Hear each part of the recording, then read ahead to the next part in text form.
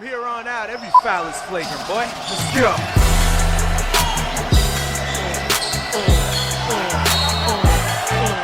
What's up?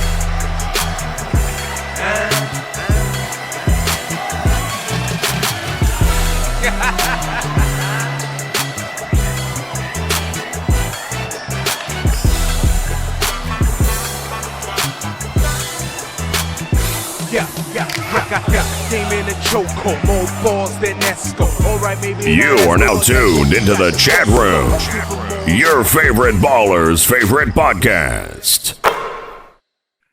All right, welcome back to the Chatroom Podcast. This is season 3, episode 13. I am the Senator, and with me today, I got SA. Yo, what it do? Also got Dewayne. What's going on? Raptors Nation in the building. Oh, damn right. Damn right. Wrapped your foot. All right, you had to sit on the crossover episode with opinionated bench warmers with all Laker fans. So, oh wow, they call that purgatory.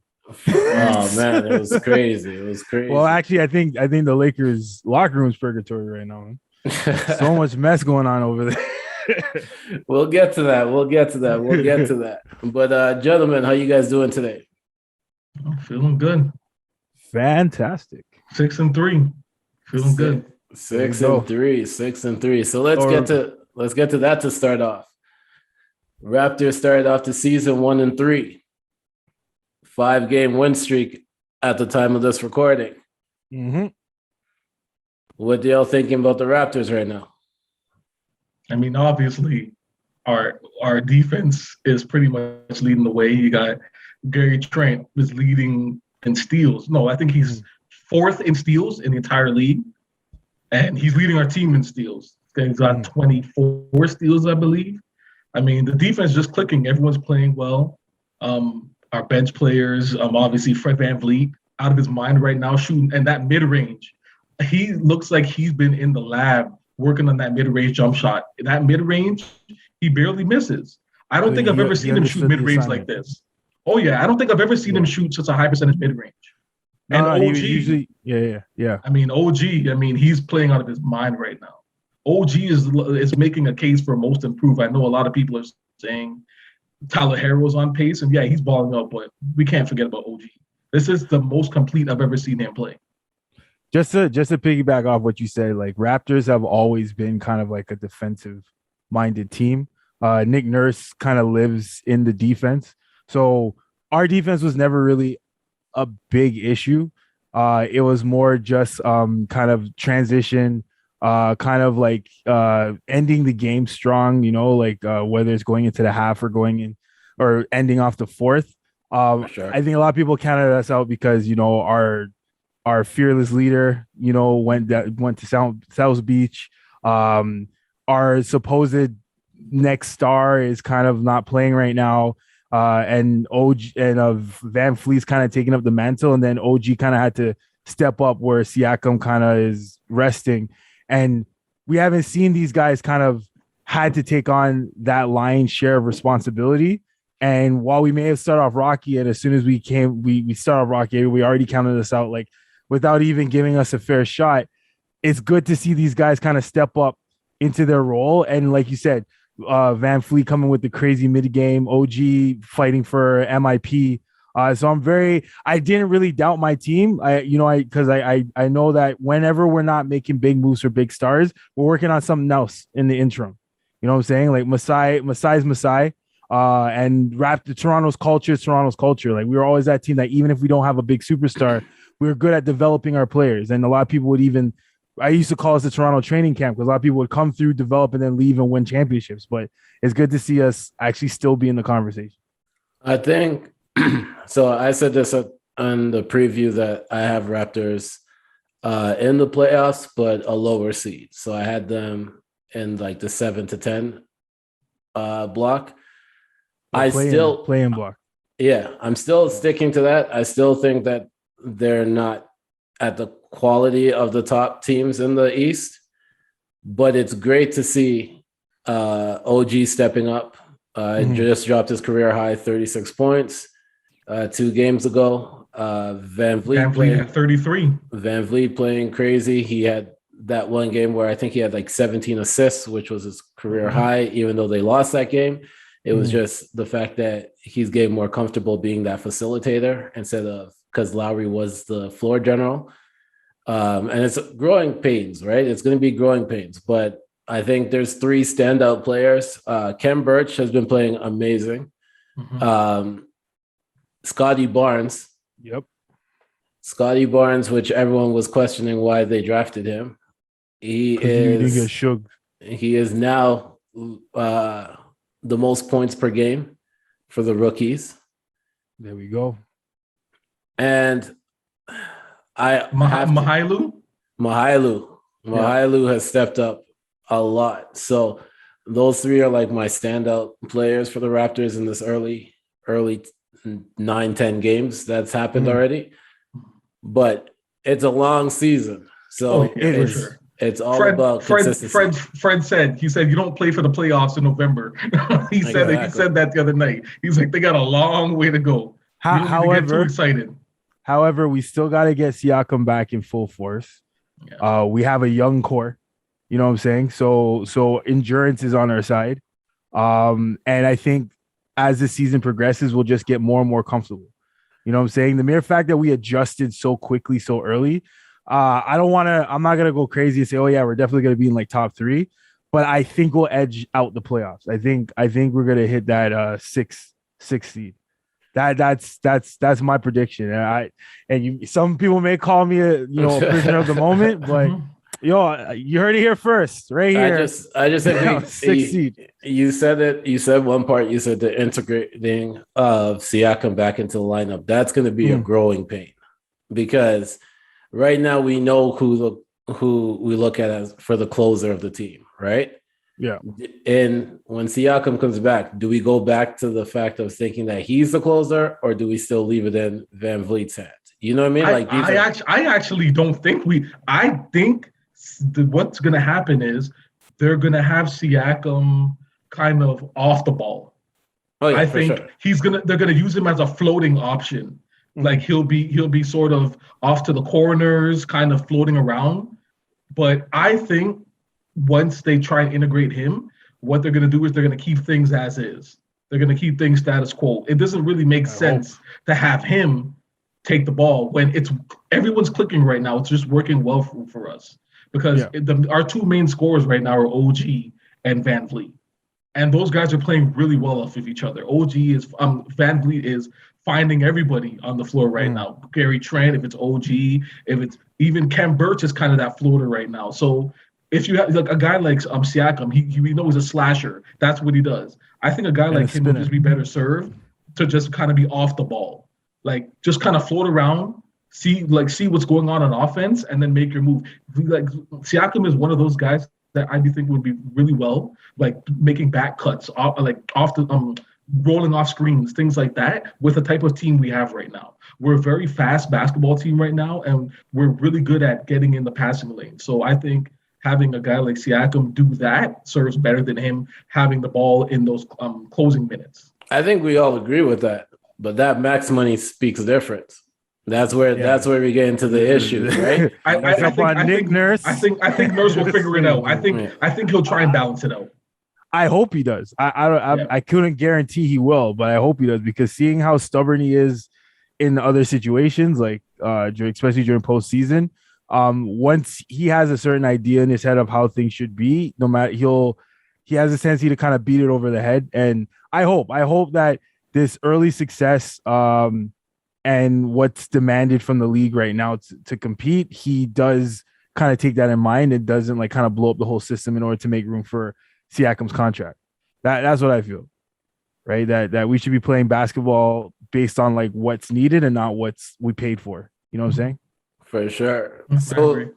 So let's switch up. We're going to get to the NFL real quick because there's been 2 major stories that's happened in the NFL. And I know that you guys may not be the biggest NFL watcher, but you guys I'm following these stories. You definitely know these stories. So let's get to the first story. So Henry Ruggs, formerly of the Vegas Raiders, on a bye week was driving 156 miles per hour, crashed with double the legal limit of alcohol in the system, crashed, killed a woman and a dog. And for people that live in Canada, 156 miles per hour. What is that? What is that? 260 kilometers? 251 kilometers per hour. 251 kilometers per hour. Some of have cars that can't even go there. Our cars don't even have speedometer readings that go that high. So what are y'all thoughts on that crazy story? Because that was a crazy story this week. Just an idiot. He's just a very stupid thing to do, especially going at these insane speeds. Like, why? Yeah, like the what biggest question. Possesses somebody to do this? I just don't understand how you get from point A to B where you end up killing somebody going at those speeds.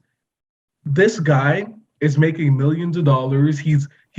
Like everybody spends their whole life getting to a point in the NFL where you've made it. You're a known player making money, and you just throw all that away. That's gone. Your life is gone. Yeah, with one decision. It doesn't even make sense how he put himself in that position in the first place. I still don't understand it. I've been trying to figure this whole story out, and I don't get it. There's nobody around him that is looking out for this guy, like telling him, what are you doing? Like he has nobody. I don't know. And that was my biggest takeaway or my biggest question when I first heard the story is like, where's the team, man? Where's your backup? Where's the guys who talk sense to you? We don't know. We don't know if he was alone. We don't know if he's battling demons. But to be honest, I don't even care anymore. Like you're drunk. You're driving while drunk. You're speeding like Fast and Furious. Mach 10s, like Mach speeds, and you killed somebody. Did you happen to see the video that came out of the scene? No, I have not. They released the video of not like of the crash, right? Of the aftermath of the crash. Aftermath. And Henry Ruggs' vehicle was obviously smashed in, right? Mm. But the other car was actually on fire. Oh my gosh. Wow. And he somehow walked away from that. Yeah. That's crazy. Well, he's gonna walk right back. He's gonna walk right into a prison cell. Isn't it, that always bothers me. The people that are the ones that are drunk driving end up the ones that God doesn't take. That always really bugs me when I hear stuff like that. The ones that cause the accidents are the ones God doesn't take. They end up taking the person that they hit. Those people die, or that person dies, but they somehow survive. I never get that. I don't like to put like philosophy behind it, but I'll kind of tell you my personal belief. I don't agree with that happening. Like, I don't agree with the situation of that the innocent person is the one that loses their life, right? Like, I don't think, because they didn't make a mistake. They're not the ones dealing with it. Yeah, they're innocent. Yeah, in the situation. But the person that takes the life has to live with that their entire life. That might be even more of a suffering than just going out, right? Like in prison where you have nothing but time in your thoughts. So. And unfortunately, lives were lost, right? Yeah. But he's gonna have to live with that. And not only that, he's also gonna have to live with the fact that he just completely messed up his career. Like your whole life work was to get to this point. And all of that is gone now. Yeah. Like, that's a lot there's a lot of demons that you're going to be fighting for the rest of your life when you do that. Yeah. Let's get to the second story. All right. Because I know for sure SA has some thoughts on this story.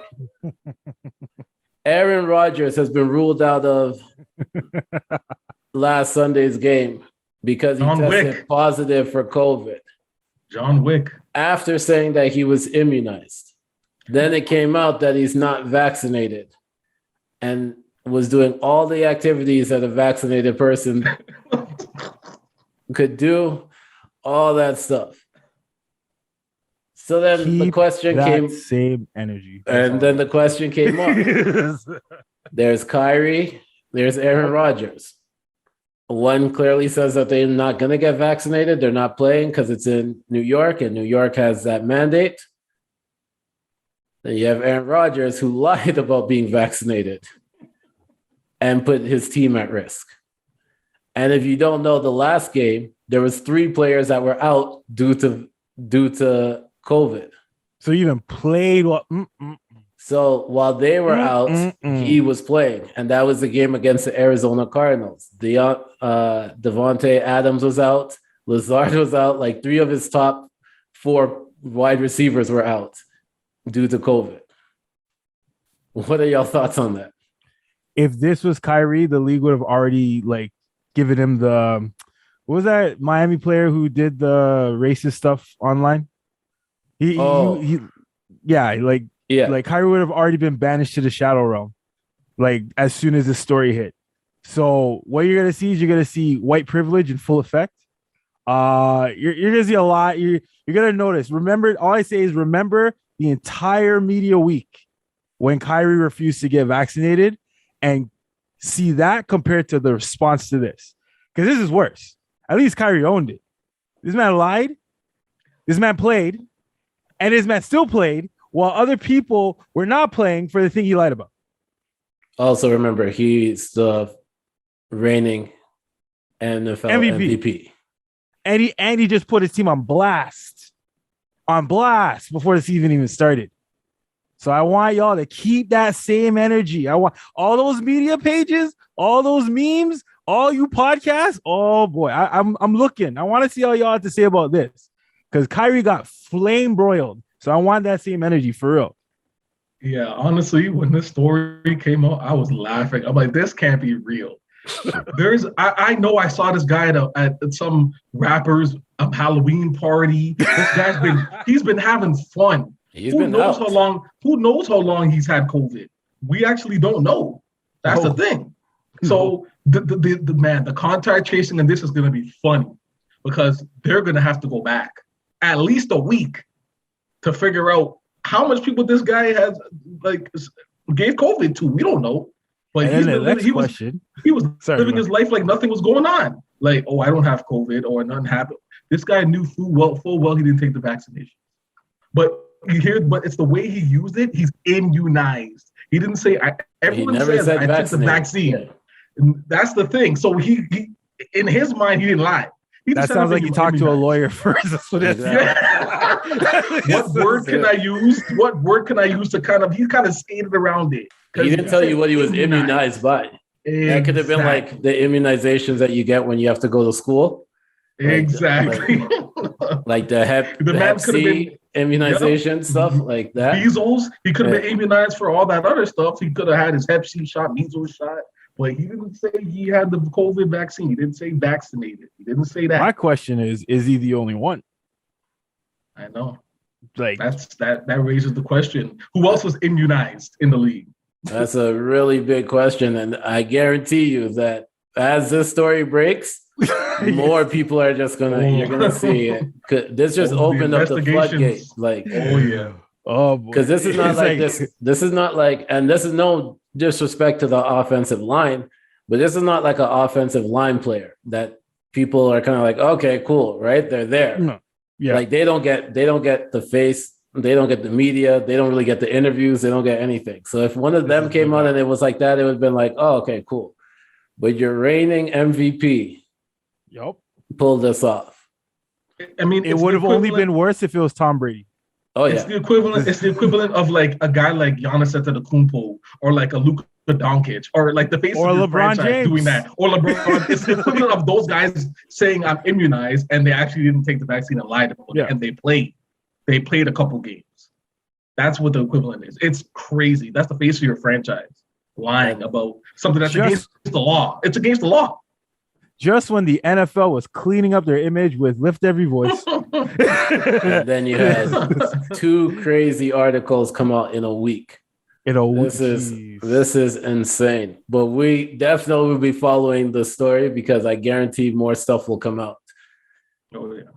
Now, speaking of stuff coming out, Bleachers Report decided that they wanted to publicize, and all the media started to just publicize the investigation on the Phoenix Sun owner. And for those that don't know, there was complaints about racism, sexism. The list goes down. If you can think of an ism, it was in there. And they interviewed 70 current employees. And man, oh man. Man, oh man. The sun is not shining in Phoenix right now. That Draymond Green quote, not saying Draymond Green said anything, but the comment that had Draymond Green's name in it, where he said, if Draymond Green can say the N-word, why can't I? That's crazy. Like there's something wrong with Robert Sarver. He's got a screw loose.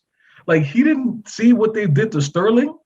He didn't see how they crucified that man. The man that these owners are something else to me. I feel like these guys think they're untouchable because they own these franchises. Like, they can't be touched by any of these type of things. It's insane the amount of stuff. Apparently, this has been going on for years from what I heard. Like, yeah, it's not a recent thing. There's been complaints. They just now launched the investigation. Yeah. That damn Marley quote too.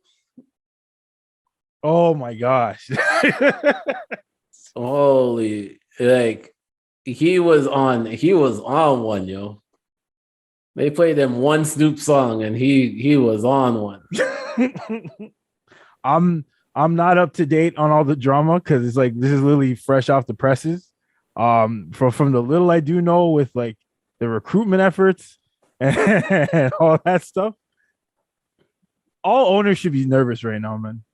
Like it's like there's an archaeological project going on right now about the hidden racism and sexism that all these leagues are built on. Like, didn't the other day somebody in NFL got fired because of tweets and such. So if you're an owner, you might as well just like get ready because it's like everything's coming out, man. Them skeletons are coming. Them skeletons are coming out. If you did something 20 years ago, someone will tell. Somebody has a story. It was you're not only safe. A matter of time, right? Oh yeah. For all this stuff came to light. Like it is insane. Some of the stories that you hear when it comes to them. But are you surprised? No. That is the crazy part. I'm not surprised. To be honest, we don't even really know that much about Robert Sarver in the first place. I mean, he doesn't really say anything. I don't see his stuff in the news or anything like that. Like his business is not out there, but clearly someone's been keeping receipts. So, I mean, he's been doing this stuff behind closed doors. That's the crazy thing. Like, he kind of was slick with it, but not. You know what I mean? Because the media, no one knew about it for all these years. So I'm not surprised that this happened and came out. It's just weird, you know, like the timing, everything. It's just strange. This is the second team that Chris Paul has been on. Wait, hold on a second. Are you trying to say he's an op? I don't know. I think Chris Paul might be the one cleaning up the league, yo. Man. If he ever gets traded, you know the reason why they trade him was not because of the salary, not because they're trying to win. It's because he heard a report about the owner and he's going there.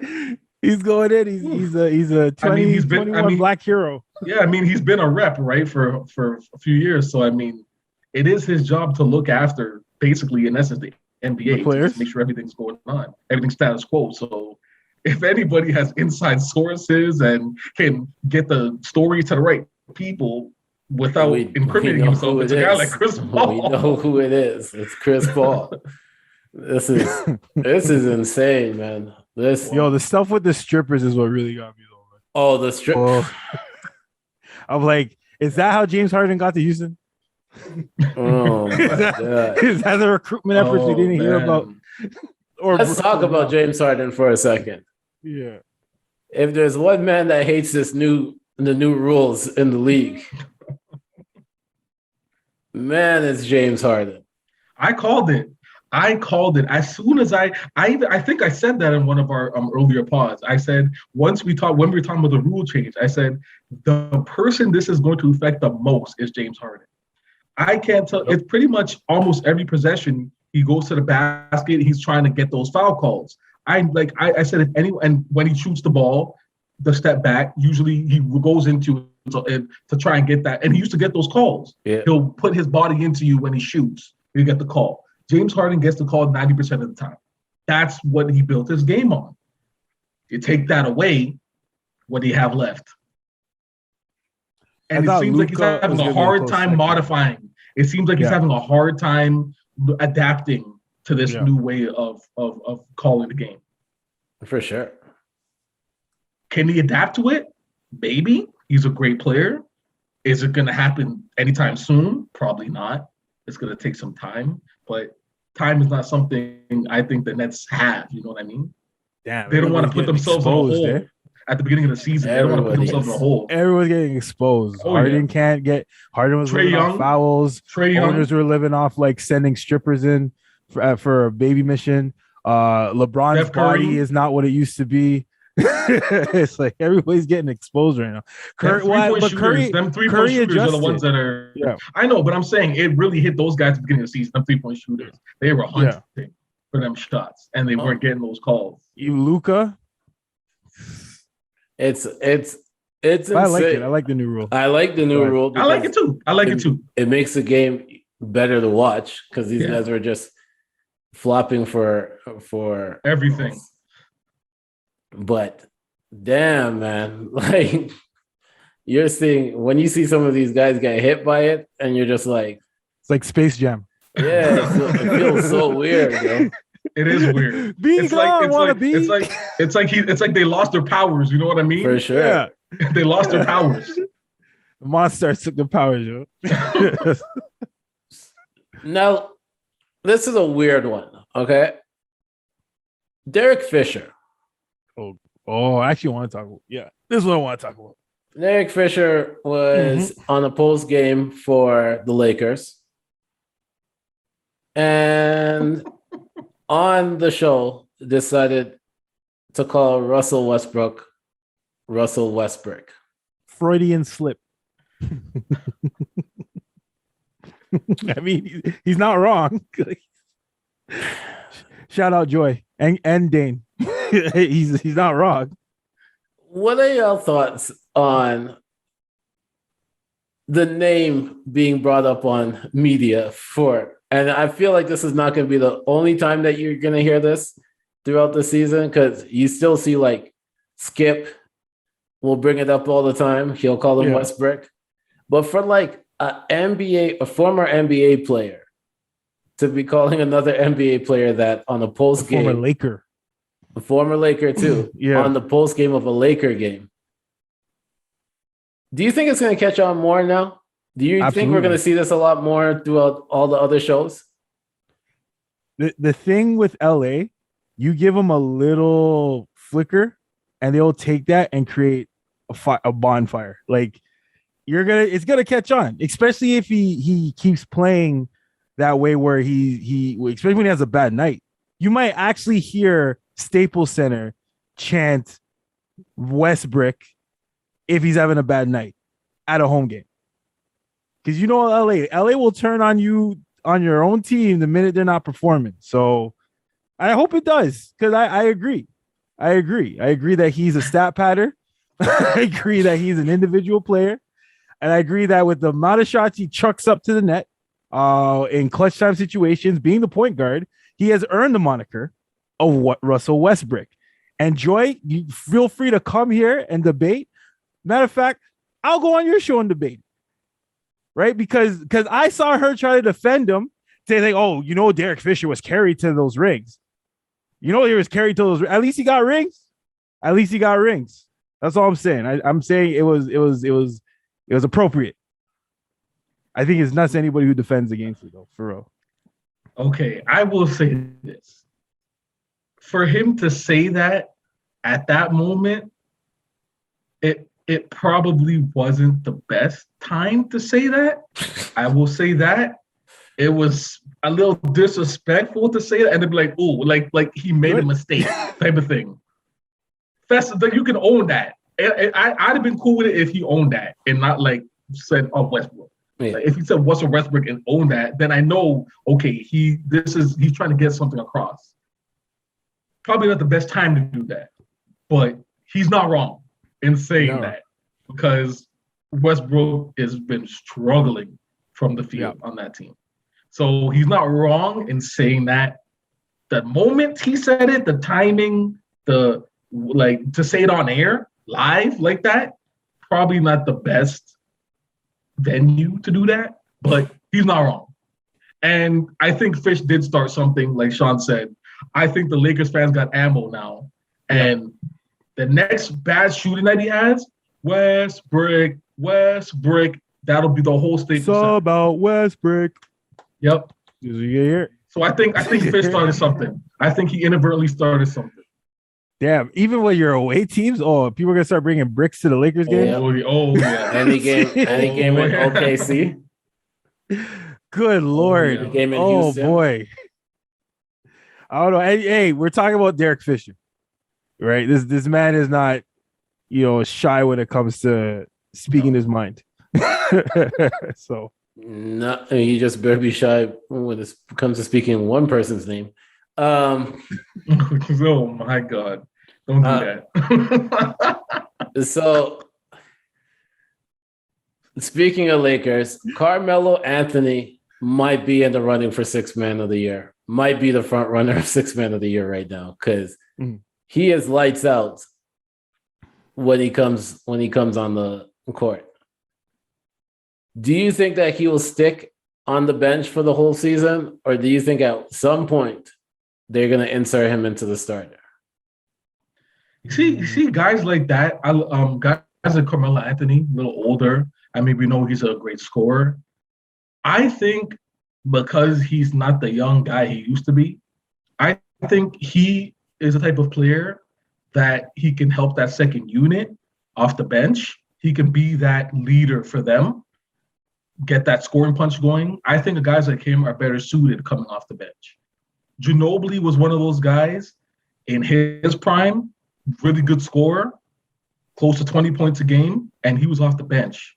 Yeah. Never thought about, let me start because I'm a better scorer than this guy or this guy. I can be the electricity coming off the bench. I can give you 6-8 quick points coming off the bench, our guys coming off the bench. That'll help with runs and things like that. That'll help speed up the runs. So I think a guy like him should just continue to come off the bench. I don't see any reason why he should start, to be honest.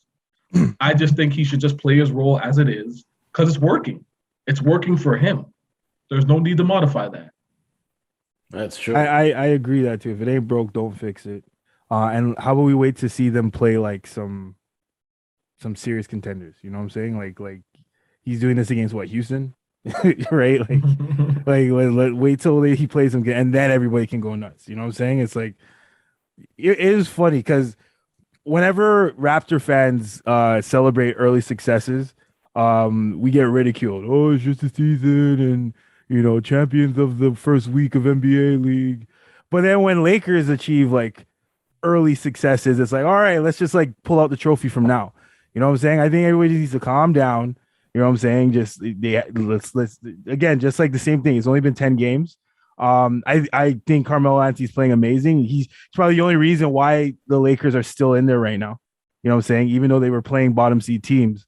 But yeah, I think we should just like let's see more develop first before we kind of have those kind of talks. And then who would he replace as a starter? That's the next question. For sure. So we want to send a congratulations to the Kobe Bryant estate. Yes. Coca-Cola just purchased Body Armor, which the estate owns 10% of it. Coca-Cola paid $8 billion for it. And they said 400, I think it was 400 mil is going to the Kobe Bryant estate. Nuts. On top Mamba of mentality, even after 390 million. 390. Okay. 390 is going to the Kobe Bryant estate. And as we can see from what Kobe was trying to do at the end and what Vanessa Bryant is consistently trying to do, there's going to be a lot of philanthropy work that goes with that. So couldn't just congratulations. Also, it was stated that Vanessa Bryant wouldn't have to testify. I mean, she was in the legal mind about the helicopter crash that killed Kobe Bryant and the other individuals. So that will help towards her getting justice towards the whole situation. So, prayers still up to all the families. Rest in peace to Kobe. Rest in peace to the other individuals in the helicopter. Yeah. You still feel the presence of Kobe when you're watching NBA at this point right now. So it is major. Also, this might be a weird story, okay? But Scottie Pippen has a book coming out. And Scottie is still on the portrayal of himself in The Last Dance.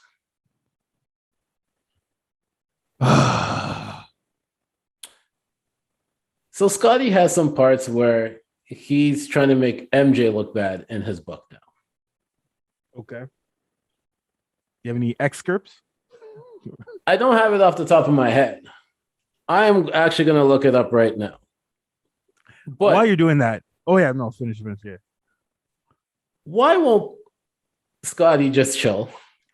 You know what? I'm under the assumption, I'm going to read this book. I have a feeling that Jordan's did something to him or some kind of joke or took his girl or something. It's got to be something really severe Jordan did to this man for him to hold such visceral disdain. Like Isaiah Thomas, I sort of understand with that because they're beefing back in the day, and Isaiah say he don't like Scottie. So obviously, if someone says they don't like you, you're not gonna like them. You're gonna beef. You're gonna argue. But he said that he wouldn't spit on Isaiah Thomas since he was on fire. So we know as Scottie Pippen really holds lifelong grudges against someone. But for this whole Jordan thing, this has to be something that we're not aware of, that Jordan may have did to him in the past, or they had some issue. Maybe Jordan took his girl because Jordan's Jordan. He could take all of our girls. And his girl's I don't know. Hard to take. That's what I'm saying. Maybe something happened back in the day. And so here's an excerpt. Come on the book. So in the prologue of the book, Jesus Christ. This is how early it starts. Pippen expresses anger at Michael Jordan over The Last Dance. Pippen writes, glorified Michael Jordan while not that The Last Dance glorified Michael Jordan while not giving nearly enough praise to me and my proud teammates. Pippen gets more caustic from there. How dare Michael treat us that way after everything we did for him and his precious brand? Pippen writes, adding, to make things worse, Michael received $10 million for his role in the doc, while my teammates and I didn't earn a dime. Then, in response to Jordan calling Pippen selfish in the documentary for delaying a foot surgery and asking to be traded, Pippen writes, you know what? You want to know what selfish is? Selfish is retiring right before the start of training camp when it's too late for the organization to sign free agents. Seeing again how poorly Michael treats his teammates, I cringe as I did back then. Michael and I aren't close and never have been. That's just a few excerpts from the book. Like I said, the only time we're ever talking about Scottie Pippen is when it comes to his ex-wife or his ex-teammate. I think this is a clout chase. I think Scottie is just a bitter old fool who is now in the years where he's reflecting on life, and he sees that he gets more mentioned, he gets more eyes on him when he's like trashing people. So without Michael Jordan, we wouldn't be talking about Scottie Pippen. He was a great player, definitely a great player. Nothing taken away from that. I know all his achievements. I know he was in contending as an MVP the year that Jordan had to retire. I get all that, right? But to speak like this after the fact, after a documentary which you approved of before it was on air, Like you saw it and you approved of it before they put it on Netflix. So for you to and when did that drop? What, 2 years ago? A year ago? Last year. So to come out now like this, it's petty. It's petty as hell. It's petty as hell. Like you can't do anything when it comes to Larissa Pippen dating the entire hip hop community. but now you got something to say when a Netflix doc drops. My whole thing with Scottie is he's acting like he's not one of the 50 greatest players in the NBA. He's acting like he's not a Hall of Famer. He's acting like he doesn't have 6 rings. He's acting like a guy that is some low-class role player that played 6 years, 7 years in the NBA and just got a paycheck. That's who he sounds like. Yep. But, bro, you're Scottie Pippen. Like, you're acting like we don't know who you are, which is weird to me. He's Scottie Pippen. His name carries weight. So it's just really confusing to me. It doesn't make sense. I think that's I know, but I'm just saying it's weird because you're Scottie Pippen. You're one of the 50 greatest players of all time. Is that not enough? Clearly it's not. It was until Netflix dropped the doc. Because I haven't heard of from Scottie in so long. That's the crazy thing. He's like all of a sudden. I just get so confused because Scottie Pippen is Scottie Pippen. I think he might just be mad at everybody because he feels like everyone else gets more respect than him. Charles Barkley is on TV, on TNT for how many years now? No rings. Yep. Gets clowned about not having any rings every week. But people respect Barkley. People love Charles Barkley. They love Charles Barkley. Like he gets a sense of love that like a lot of people don't get. Mm-hmm. Even Isaiah Thomas at this point right now. Isaiah Thomas had some not good stints as GMs and presidents of basketball, but he's still on TV all the time. He's great on NBA TV. He's great in that chat. And then you have network. Pippen, who's 6-time, more rings than them, Olympic gold medals, all that stuff. But like to me, when he was never that guy, though. He was never the guy. He was never the guy to like you'd put a brand on. You know, there's no Air Scottie. He doesn't have a personality. That's the big thing. He's not a personable guy. You know what I mean? He's not an approachable guy that you can go up and just talk to. He's never been that guy. So why is he upset that we don't think of him like that? He's not. He doesn't have a personality. He's trying to be something he's not, and I exactly. think at the end of the day, that's what he's trying to be. He's upset about it. He's upset. Yes, he's just upset. He walks by. He takes a walk down the street. He sees Air Jordans everywhere. Yeah. He probably hears the music of one of Larissa's many lovers, and he's just like he's surrounded by people reminding him that they have a bigger brand than he does. You know what I'm saying? And but whose fault is that? That's his fault. It's his. If he found a way to just be more of a personable guy and put himself out there. He never did that in his career. He never put himself out there to get endorsement deals and shoe deals and all this stuff. I mean, he had a shoe, but I didn't see him on the commercial for the shoe. You know what I mean? So I mean, like there's so many things he could have done in his career to kind of make himself a brand, like Jordan, Scottie Pippen. At one point, I mean, he was up there with like Jordan and those guys. He was there. So he was afforded the same opportunities Michael Jordan was. But he chose to not do that. He chose to fade to the background. Yeah. That's what he chose to do. So you can't come 25 years later talking about, oh, I'm upset at this because, the documentary is not about us. It's about you. Jordan, the brand is Jordan was the Bulls. Like $3 billion. Jordan brand is the Bulls. The Bulls is Jordan. I'm sorry, Sky. That's just the way it is. Jordan was there first. He built that team. Jordan made you and the rest of those guys relevant. That's just facts. And if you had that ability to like look at it, Kobe and Shaq were on the same team.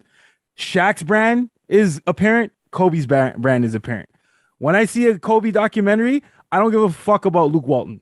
You know what I'm saying? Like that's just it. You just gotta accept it, right? Yeah. I don't care about Luke Walton. It is. It is what it is. So I think he's just him trying his best to now finally be a brand.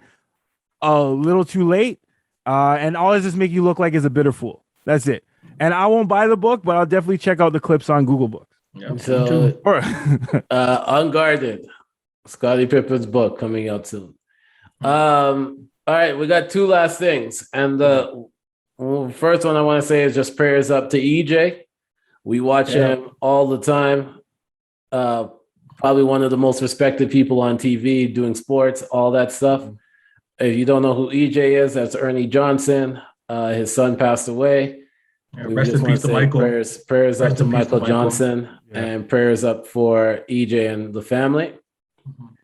And last thing, we started with Toronto. We're going to end with Toronto. Drake says that he wants a WNBA team in Toronto.